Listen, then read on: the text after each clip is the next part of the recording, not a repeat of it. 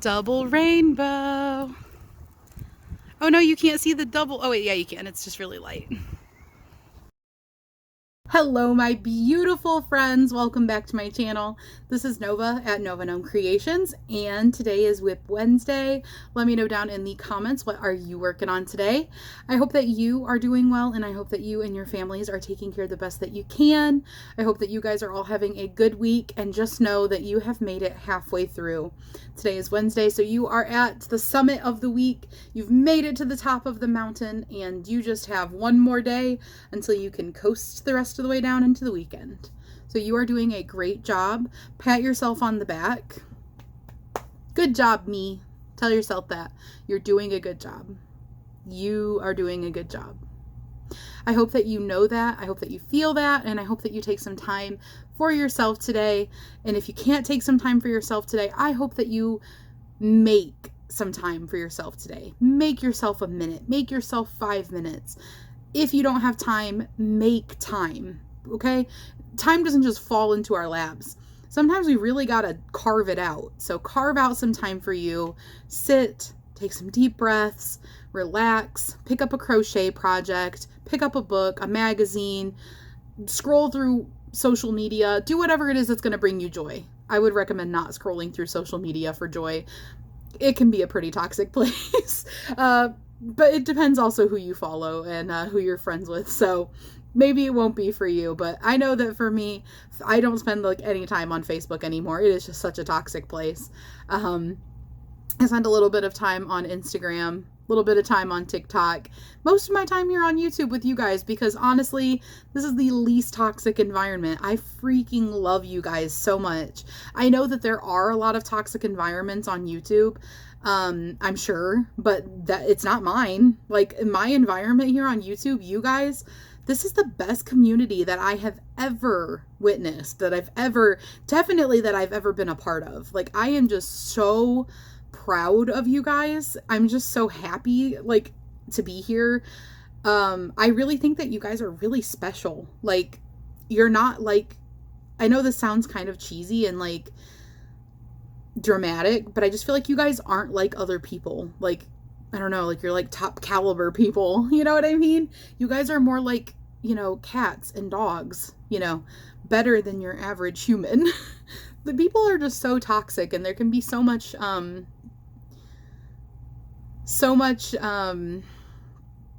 don't know, people not caring about each other.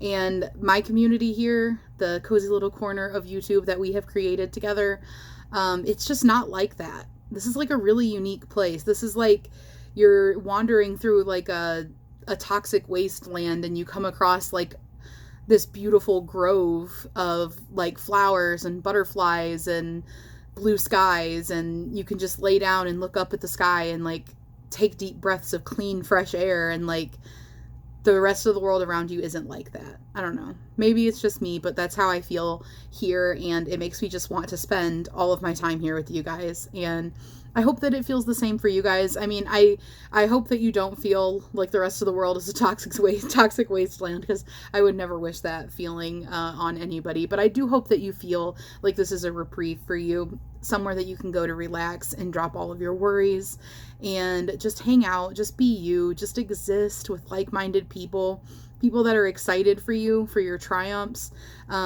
excited for your projects, excited for every like little thing that you're like accomplishing that other people just overlook or they just don't care. Like, I hope that this is that place that you can come and you can like pop into the comments and be like, hey guys, I just had my last chemo treatment, or I just graduated from my last class for school, or I just learned how to make a magic circle. Like, it could be anything. It could be big, it could be small. And like, I don't know if you guys have ever, like all of you, obviously a lot of you, but I don't know if all of you have ever like stopped and looked at the comment sections on my videos. People are so sweet and so uplifting. Like, I just absolutely love seeing the interaction, the friends that you guys like make. just people that you would have never met had it not been for like hanging out in the cozy little corner of YouTube and seeing their names pop up in the comments, and like, you know, you're following along with them, like you see them having trials and tribulations and things that are really hard and moments where they're struggling and they just need someone to tell them it's going to be okay. And then you also see them in those moments where everything is okay, when they come out on the other side and it's a good day, and you know, it's really cool to be there for each other in that way. So I'm really proud of you guys, and I'm really happy to have this community. And I'm sorry for rambling a little bit, but I just got off on a tangent. Anyway, it is WIP Wednesday, and you guys will have to let me know down in the comments what you're working on. I am working on a new wearable. I decided I wanted to make a tank top. So whenever I watch Cinnamon Stitches, she has like the cutest wearables, like little tank tops and little like shawlettes or shrugs or cardigans or things like that. And I was like, I want like some cute crochet wearables that I can wear in my videos. And the only crochet wearable I have right now is my big, heavy, double-stranded acrylic hexagon cardigan that I made, and I love it, but it is way too hot to wear like when I'm just sitting in my house. That's, like I told you guys, that's like my winter coat cardigan. So I'm like, I need to make some lighter things, and also I live in Texas, so like lighter things are going to be what I can wear. So you guys know how I got this ice cream cotton blend yarn, this Lion brand one that is discontinued, but I got like a bunch of it on Facebook Marketplace a while back. If you don't remember that, I have a video that's like super mega yarn haul or something like that, and I'm like holding up like purple bags of yarn. If I remember, I'll try to link it in the description, or I'll put like a little clickable link up here at the top of the screen somewhere, so that you can see that video if you didn't see it, because it was a really sweet yarn haul. But anyway, I got a bunch of that cotton blend yarn in that, and I used some of it to make a baby dress, and I was like, this would be good to make a tank top with too, and I have a lot of it. So what my plan is I'm going to use different colors, because these are smallish skeins and I'm a big lady, so I'm gonna need quite a few skeins.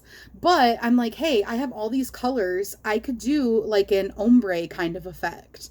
So here's what I've got going so far, and I'm using a Cinnamon Stitches tutorial. It is her breezy or summer breeze tank top. So here's what I've got so far, and this is so interesting the way that you work it. I really love it. Like, I can see myself making a bunch of these. Just want to make sure I don't lose my stitch. So you work it like this. Here's the back panel that I currently am working on. There's a hair. Here's the back panel I'm currently working on. Here is the neck area, and then here is the front panel that I started working on. So what you do is you work the front panel until it reaches under your armpits, and then you go and you work the back panel. And I tied off because I'm using the same yarn on the back, and I will probably have to break out another skein of the same color. I have like roughly 2 of each of my colors, 2 skeins of them, so I should be all good as far as like having enough yarn and whatnot goes. But I want to have the color changes be in the same places. So I've got the front of this worked up. Move you guys down to the super flattering angle.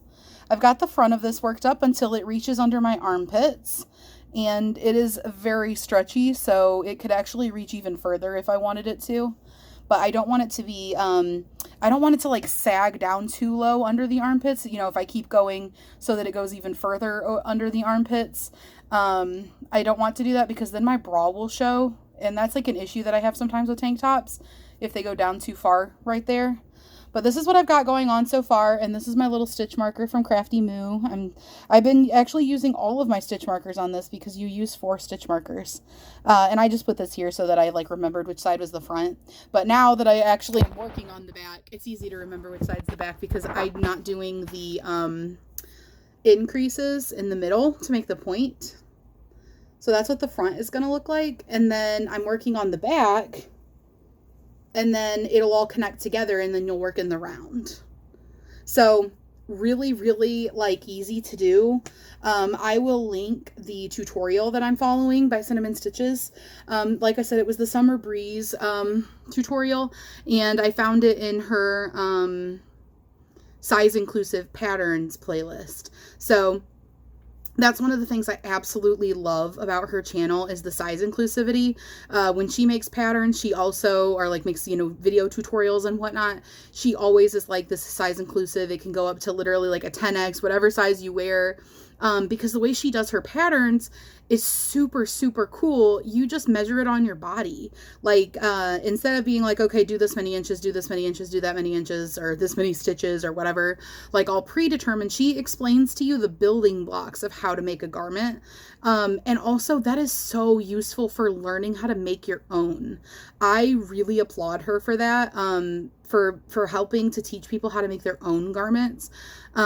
Because teaching the building blocks is, what is that? You can, give a man a fish, he'll eat for a day. Teach a man to fish and he'll eat for a lifetime. That's kind of the difference between you getting a pattern that says, okay, you're going to do this many stitches, and then you're going to do this many stitches and all this. And it only includes certain sizes and maybe even only one, where they're like, okay, and use a bigger crochet hook to make it a bigger size.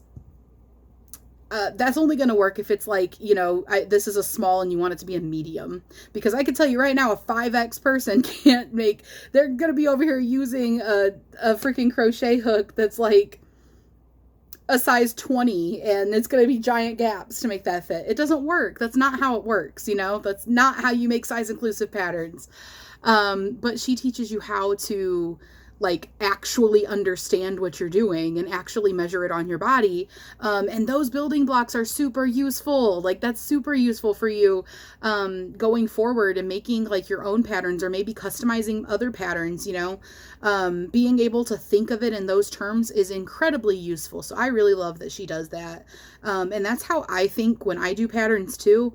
I haven't made any clothes patterns. I don't feel like I'm at that stage in my crochet journey. I am much more of an amigurumi person, but when I work on things for myself or I work on things for other people, I think of it in that way too, rather than like how many stitches are you doing. It's easier if you can like, especially for a plus size person, specifically for a plus size person, there are things that we deal with that smaller sizes don't have to worry about. And that was like something that I've talked about before on my channel, like when I was modifying my hexagon cardigan.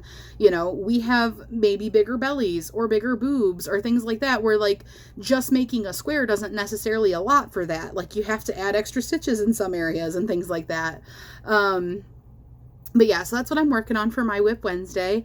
I love the way that the color is looking. I really love these yarns. They are beautiful. I'm actually really excited that I'm going to have a wearable out of these. And I'm also just really excited for a tank top. I think I'll get a lot of use out of this. Is it like sad that I actually love that stitch marker there so much? I feel like I should like have it be part of this outfit. But yeah, I think this is looking gorgeous. I'm planning on going down to this length in the green. And then once I get the back to that length and I go to continue the rest of it, I'll bring in a new color. So it's going to have a few different colors in it. In the comment section on that video, she said that her 4X that she made took roughly 1,000 yards or whatever it was. What is this in? Yards. I think it was 1,000 yards. And this skein of yarn has 225 in it. So I'm planning on using several different colors, and kind of giving like a gradient, striping, however you want to think of it, effect. But they're all going to go together really well because they're all the same type of yarn. The one that I made for my niece, the little dress I made, was yellow. And it would have matched this perfectly because the way that they change colors, the way that they have like a tweed kind of effect going on, it's the same in all of their colors. So it's all gonna match no matter what color I decide to use. Oh, and crochet hook, I am using a 5.75. If I can focus it. There you go. I'm using a 5.75, and this is a 4-weight yarn that I'm using. I'm going to make sure I'm not pulling my stitch out. Here's how thick the yarn is. So I kind of think of it more like a light 4, a little closer to a 3. And I'm using a 5.75 because I wanted the holes to not be too big. She said when she made hers, I want to say she said she used a 6.5 if I remember right, and she said hers was like more airy and like you could see through the stitches in between the stitches, but she didn't mind that. And she's like, you know, my thing is like, why are you looking? If you're looking, then that's your own choice, you know, which I agree with.